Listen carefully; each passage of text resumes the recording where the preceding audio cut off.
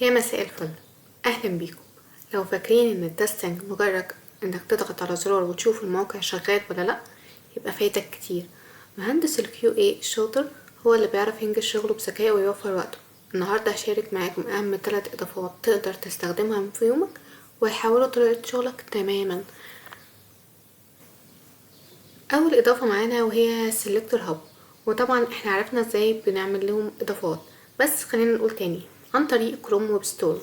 يبقى في السيرش مجرد ما احنا بنكتب سيلكتور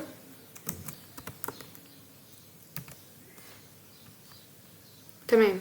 انا عشان اعملها اضافة انت بس بتضغط اضافة خلاص، كله زي الفل. طيب دلوقتي اكيد بتسأل هي ايه، بستخدمها فين، طب وليه وعشان ايه؟ بكل بساطة هي اضافة متخصصة في استخراج عناوين العناصر locators. انا بدل ما اكتب locators بنفسي هي بتطلعه. طيب بستخدمها فين؟ اكيد في الاوتوميشن تيستنج عن طريق السيلينيوم. طب ليه وعشان ايه؟ عشان بدل ما نكتب الاكس باص بايدينا ونغلط في حرف يوقف الكود، هي بتديهولنا جاهز ومضمون. نجرب، خلونا نجرب.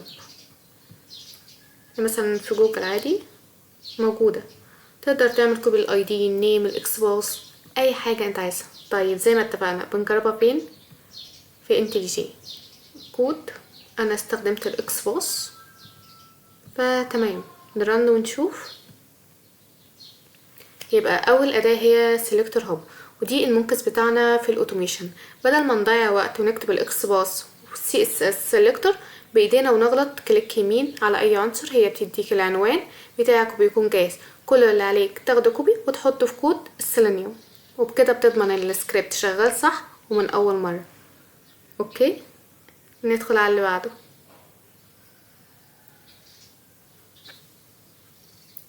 تمام، تاني إضافة معانا وهي حاجة مهمة جدا، بج ماجنت، يعني جاية من اسمها مغناطيس البجز. برضو نعمل لها إضافة. تمام، أنا زي الفل عشان نعمل إضافة. طيب نيجي نجربها على الموقع ده. نبدأ، هي ايه؟ دي مكتبة بيانات جاهزة، مكتبة بيانات جاهزة لاختبار الحالات الصعبة. بستخدمها في الايدج كيسز. طيب بستخدمها فين؟ وانا بجرب في المانيوال تيستنج.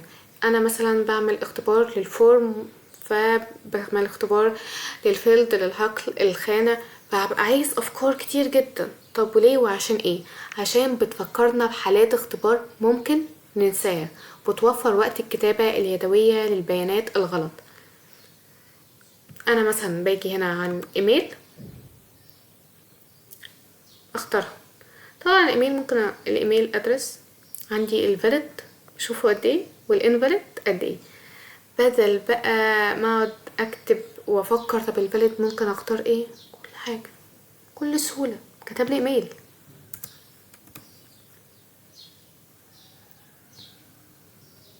انفاليد بكل سهولة. يبقى تاني أداة هي مغناطيس البج، ودي كنز المانيوال تيستنج.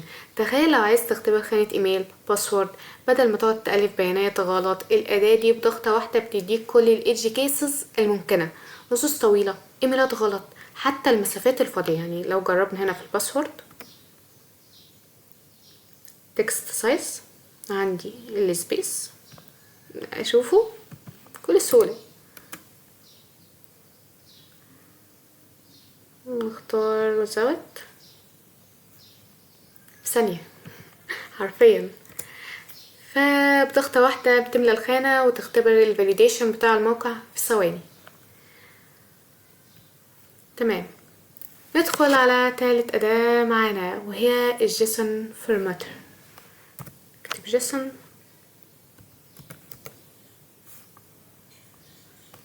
تمام، أنا عشان عاملها. طيب زي ما تعودنا هي ايه؟ دي أداة لتنظيم وتلوين بيانات الجيسون اللي بتيجي من السيرفر.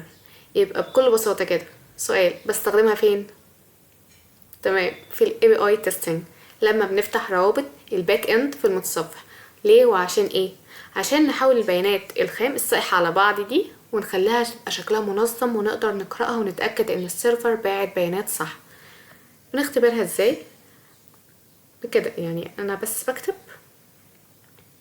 ظهر عندي كده البيانات صح، يعني بصوا لو ضغطت هنا سطر واحد داخل على بعض، انا مش فاهم في ايه.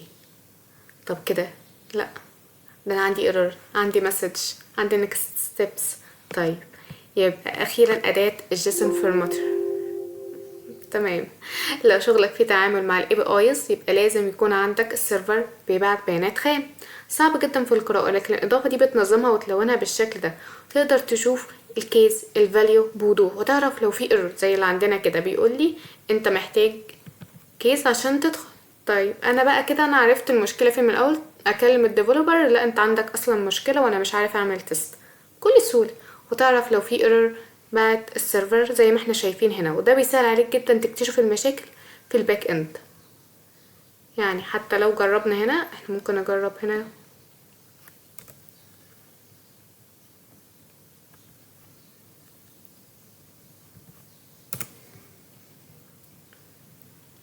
تمام، بيج 1 بيج 2. تمام. دول كانوا الثلاث ادوات اللي مفيش مهندس تستنج يقدر يستغنى عنهم في 2026. جربوهم وقولولي في الكومنتات ايه اكتر واحدة عجبتكم. متنسوش اللي جاي اقوى. سلام.